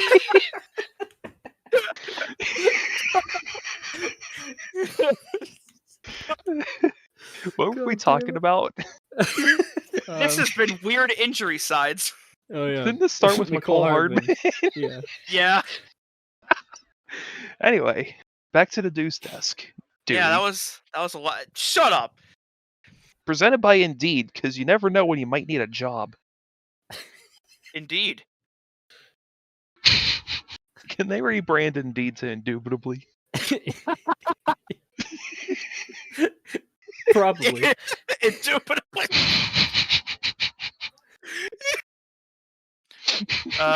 The Eagles decided to sign Julio Jones to a 1-year contract, so he's back.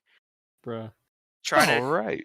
win a ring again, I guess, because it didn't work with the Bucks or the Titans. So now he's going to do it with the Eagles. And Shout out to that Titans deal where he didn't score a touchdown until literally the last week of the season. everybody was so hyped about that too, and he fucking did nothing. Yeah.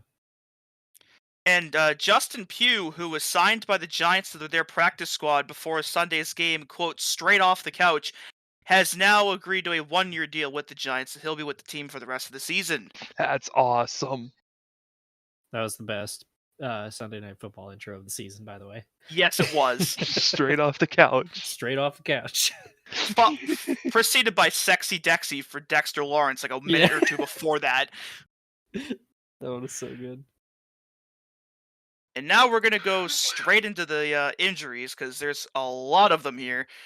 Anthony have post Richardson time is for this. out for the year, unfortunately. That he's going to have surgery on the AC joint he hurt. So see you in 2024. God. I meant to play that earlier, but okay. So it'll be Gardner Minshew for the rest of 2023 for Jim Irsay's team. Justin Fields dislocated his thumb. That was the injury he got in the Bears game. They don't know if he's going to play on Sunday yet. If he doesn't, it'll be Tyson Bagent starting again. So, yeah. Trevor Lawrence got hurt on Sunday. Sounds like he's going to try to play tomorrow. If he doesn't, we'll get CJ beat hard, which will be kind of cool. Jimmy Garoppolo got hurt. They don't know if he's going to play against the Bears yet. David Montgomery hurt his ribs. He's probably out a couple weeks. Christian McCaffrey and Deebo Samuel both got hurt, but it sounds like they're both going to be fine and could play on Sunday. And if you thought that was it, well, you're wrong. The Saints wait, there's put more. Marcus Davenport on IR with an ankle injury. He's out for a month. They're also going to be without Ryan Ramczyk and James Hurst tomorrow against the Jags. They both have injuries, like concussion, I think, for one of them. The Panthers are without Jeremy Chin for 6 weeks with a, quote, significant quad injury. Ow. Jalen Ramsey is back at practice for the first time since tearing his meniscus over the summer, so he might be back on the field soon. And Kyron Williams, who replaced Cam Akers after he was traded by the Rams to the Vikings, will probably miss a couple of games with a sprained ankle. So I don't even know who the Rams are going to have as a running back now. Like I don't know. I don't know who they yeah. have. Let's check their depth chart. I mean, they running the have- ball is a fad. We've been over this, so. True. Oh, they have, let's see, Royce Freeman, Zach Myles Evans, Gaskin. Myles Gaskin. Daryl Henderson Jr., Ronnie Rivers. Oh no, Ronnie Rivers got put on injured reserve too, so they won't have him anymore. They don't have a Yes. fucking fullback. No wonder they're so bad. Yeah, so the Yeah. Rams we're gonna have Royce Freeman and Myles Gaskin for the next game. You just way too many Gaskins.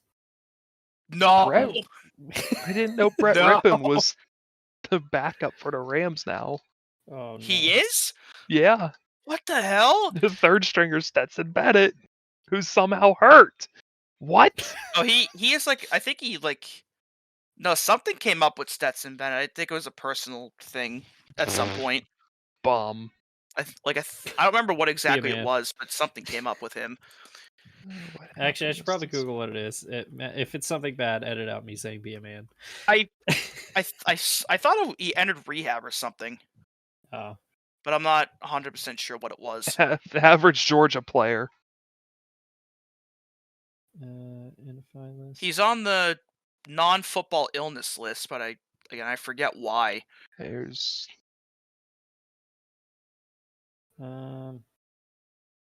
Yeah, it doesn't. I'm not finding anything specific. I don't think there were ever a lot of details released, but Yeah. Well, hopefully he's doing all right. So. But, Yeah. It seems to be something in the water, Georgia. They're a bunch of drinky drivey merchants. God damn it. yeah, there has been a lot of that. Yeah. Um. When Yeah, are we they already did- hiring Petrino? Oh God. We already that- did the what the football moment. But, yeah, it was the Giants being just dumbass merchants. our first our half. honorary one will be. I actually watched a college football game and Colorado blew a 29-0 lead. So we'll put that on there as well. That was so awful. funny. That was so fucking funny. Colorado blew a 29-point lead at home in the third quarter against 1-4 Stanford. Stanford? Fucking Stanford. Yeah, that was bad. Very That was- bad. Yeah. But you know, Jack what's Jack not was gonna be very bad? happy about that one, though. What's not going to be bad is pick they thems. Nope. They're bad. they're bad. Aww. Starting with Thursday night, Steven, it's your favorite region: Jaguars versus Saints. There's a swamp battle here. I'm picking the Jags regardless of whether Trevor Lawrence plays. Yeah, I'm gonna take the Jags as well. I'm going with the Saints, I guess. The Saints are so inconsistent that I feel like CJ Beathard could actually beat them right now. The Saints are gonna throw for 800 yards and score 6 points, and then next week they're gonna have like 82 yards in the game and score 40 because they make no sense. They're Good. kicking off Sunday afternoon. Huge division game. Falcons Bucks. God Bucks. damn it. Yeah, I'm picking a bounce back game for the Bucks as well. Yeah, Buccaneers. No way. Although the Falcons kind of defy logic this year. They have. So who knows? Raiders at Bears. That's disgusting. We that is Why? absolutely disgusting. Why? The fans are going to win this one. I will be taking the Las Vegas Raiders. I'm gonna pick the Bears. Justin Fields will. I think if Justin Fields plays, this is a winnable game for the Bears. But if he's not, if he Yeah. doesn't play, I'm gonna look like a moron. I've been burned by the Bears too many times in a row, so I'm not. I finally defeated the Titans, so now I got to worry about the Bears. your other boss. Yeah. I still have not picked the Bears this season, so I'm just not gonna pick them again. So give me the Raiders. Pick Oh a my tie. gosh. Fuck that. I'm not stupid. Browns Are you at sure? Colts. Browns. Colts. Yeah, I'm legally obligated to pick the Colts here, so I will be taking the Colts. Gardner Minshew bounce back game. That's what I'm predicting. Commies at Giants. I'm picking our team. Hell yeah. I will also be taking our team. Yeah, give me our team. We are going to win on Sunday. Yeah, it's our We're team. going to lead the troops into the frozen tundra of MetLife Field, and we're going to beat the New York Football Giants. It's October, Dewey. Shut up. The wet tundra. Fuck you. You're wet. Comrades, we will be marching to victory. We will march into New York and win. Lions at Ravens. Give me the loins. This could be a really good game. Oh yeah. I'm going to predict that Justin Tucker does not kick a 66-yard field goal to win it this time, but I do think the He's Ravens will kick win. a 67-yarder. 69. Nice. Nice. I'm gonna take. I'm gonna stay with the Lions. I believe in Dan Campbell. Bills at Patriots. Lock in the Bills. Oh, God. I wish it was, I wish that had been mentioned, and this was like 2006 right now. This has the potential to be really, really ugly. This could be like the Steelers-Bills game last year. Uh-huh. I feel I will be there no matter what. Every time the Bills play the Patriots, it just feels like 20 years of pent-up rage is being let out. I mean, it pretty much is. The Patriots single-handedly owns the Bills for the entirety of Tom Brady's tenure there. And the Bills are just like, this is what we've been waiting to do. And they've been doing it. I'm always picking the Patriots. I will forever pick the Patriots every week, but we all know how this is going to go. We all know how this is going. Yep. Cardinals at Seahawks. I will be taking the Seahawks as well. I'm going to lock the Seahawks. Ooh. I thought about it. Give me the Cardinals. I think Oh the my Seahawks God. are frauds. Oh my God. Unbelievable. Honestly, I only said that too. I don't know who the hell to lock after this, so Yeah, that's my best bet here. It's not a great slate of games coming up. No. Steelers at Rams. Steelers. Rams, but I'm not confident in that. Oh my God, I'm so torn on this one.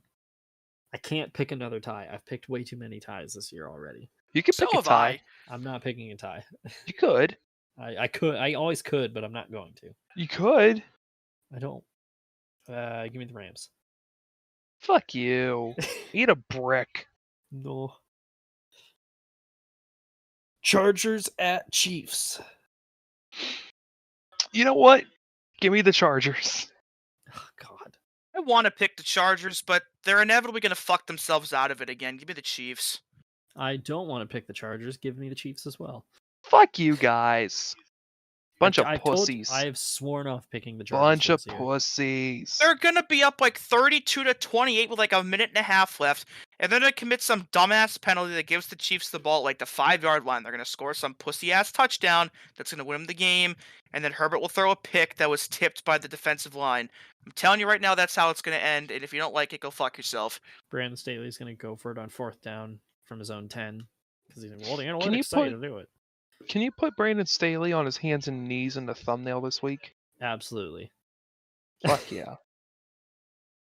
If only I could put a GIF as the thumbnail, because he's like twerking in that It's just back and forth. It looks like a cat throwing up a hairball. It does. Speaking of throwing up, Packers at Broncos. Oh God. Packers. I will be taking This game could suck major ass. the Green Bay Packers. This is the exact kind of game the Broncos win, so give me the Broncos. Oh my God. Oh, that's the Browns, not the Broncos. You guys are gonna look so fucking stupid next week when I go 16-0. Well, there's not even 16 games this week. That's so right. That's how fucking good these picks are. that's impressive. Just make multiple locks so you get yourself to 16. Sunday night, game of the year. Dolphins at Eagles. This low key could be a Super Bowl matchup. Oh yeah. It's fucking wild to think I think about. game of the year. Patriots Jets in week 3 was game of the year. Second best game of the year. Yeah, there What you go. about Broncos Bears? Third best game. What of about this- that Bears Panthers game on Thursday night? It's up there. It's top 5. It's up there. Dolphins. This could be a insanely good fucking game. Yeah, I'm gonna take the Dolphins as well. The Eagles have not looked as good on offense as they normally have this season, so I'm gonna take the Dolphins. You guys are a Go bunch Dol- of fucking go Dolphs. pussies. Fuck you. Give me the Eagles. Oh my god, unbelievable. And then finally Monday night, 49ers at Vikings. Give me the Niners. The Come on, 49ers. Yeah, fuck off. I'm Come taking on. the 9. The 9. I'm stupid, but I'm not that stupid. Yeah. I know better than to put faith in the Vikings. I am gambling really bad on this week. Yeah, I'm looking at some of your picks. I am. You 1v2'd 5 games in a row. Jesus Christ. And they're gonna win all 5 of those games, and you guys are gonna look so fucking stupid. I can't wait. I gotta update our pick'ems last week. Jack went 11-5, and then it was Steven and Dewey at 8-8, and then I finished 7-9. So my pick'ems lead has literally evaporated in 2 weeks. There is a period where I got 1 out of like 8 games right. I have had a couple of horrendous weeks recently. Yeah, yours have been really bad. Oh, The battle for pick'em supremacy is really fucking close right now. Yeah, like I'll have to put maybe up on screen or whatever. Or maybe eventually we gotta start like a Blue Sky page or something for Oofside so I can post. Yeah, like, I have codes, I do too. Yeah, but like um, 3 of us are under a blanket, and Dewey's activating the No Child Left Behind policy right now. he's doing side quests right now. He's about to Yeah. get that GTA rubber band to catch back up to us. But I had a massive lead on you and Jack, and then it just fucking disappeared after Just 2 gone. weeks. I was almost batting almost 700 through the first 4 weeks. So, and it's funny too. There's like a trend line that you can put on based on how you pick every week, and everybody's is like either level or going up, and mine just goes precipitously downhill. So, yeah, that was pick day thems. Do we have any Donion Rings targets for this week? Who's all on there now? All right, so last week we added the Patriots, the Panthers, Ryan Hunter-Ray, the Orioles, Connor Did Bedard. Ryan Hunter Ray come up? I don't know. Sean Payton, Kevin Saunders, real name George Payton, Bob Barker, and the Buckshot Jones diecast. So I don't know what was going on Who's last week. Kevin Saunders? He was George Payton is the Broncos GM, and because you have Sean Payton and George Payton on around the NFL, they that's just right. call him Kevin Saunders. That's right. Yeah. Who could beat Donion Rings? yeah, Matt, you well, gotta put you picking the Chargers on there, remember? Yeah, my relationship with Chargers. Yep.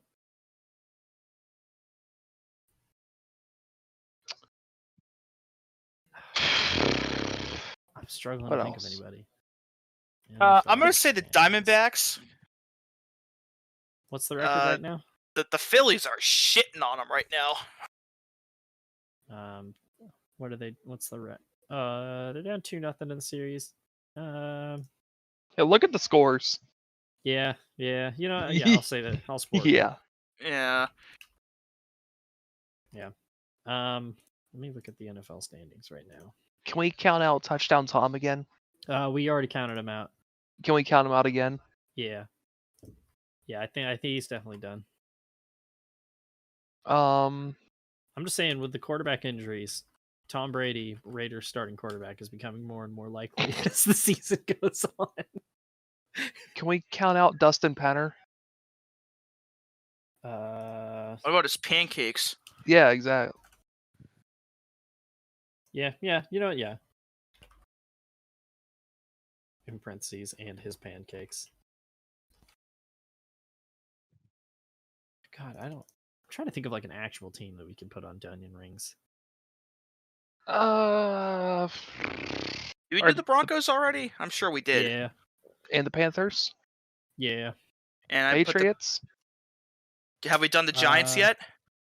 I think we did the Giants. There's too much stuff on this list. I can't find anything. Just scroll up, motherfucker. It's not. We didn't do our college pick'em of the week. Oh shit, we forgot. We You already fuck- did put the Giants Yeah, and we- Patriots are both on there. I'm gonna make a suggestion. The Minnesota Vikings. That's not that crazy. I was gonna suggest the Titans. I was gonna say the Chiefs. What?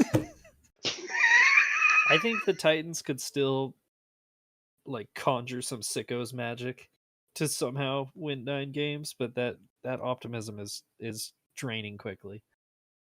It's make or break right now for the Titans.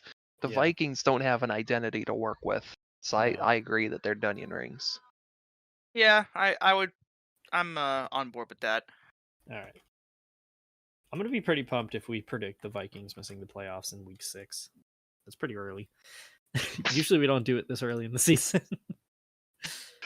Well, there is a higher concentration of Donion Rings this year than in years past. There is, yeah. Should we do the college pick real quick? Yes. Baylor at Cincinnati. Cincinnati, because fuck Baylor. Yeah, Emory Alright. Jones isn't good though. Don't care, fuck Baylor. Yeah, I'm picking Cincinnati, but they're running the Big 12. It's not started off very good. I'm gonna roll a He's die. gonna! He's gonna. Odds Baylor, even Cincinnati. Baylor. Oh, that's unfortunate. I'm pretending like I know what I'm talking about. And now Azuf sides. Yeah. Man, I don't have like a good outro like we had last week. Oh wait, I want to put Sam Houston State on Donion Rings. Oh, Sam Houston State is definitely Donion Rings. They are 0-7. They are Donion Rings as fuck. They are Oof, garbage. that's bad. Their move up to FBS has been terrible. They're That's the okay. anti-James Madison. I like that they're both named after people. So, Yeah, I'm anyway, gonna bring Stephen F. Austin up next. this was another episode of Move Sides. JTN. Go listen to the Fake Racist podcast if you want to hear more from me. Who would want to do Go. that? I don't know. Some people might. I don't know why. Yeah. And play us out, Napalm Death. Sure. God damn it! I knew exactly what was about to happen too. All right.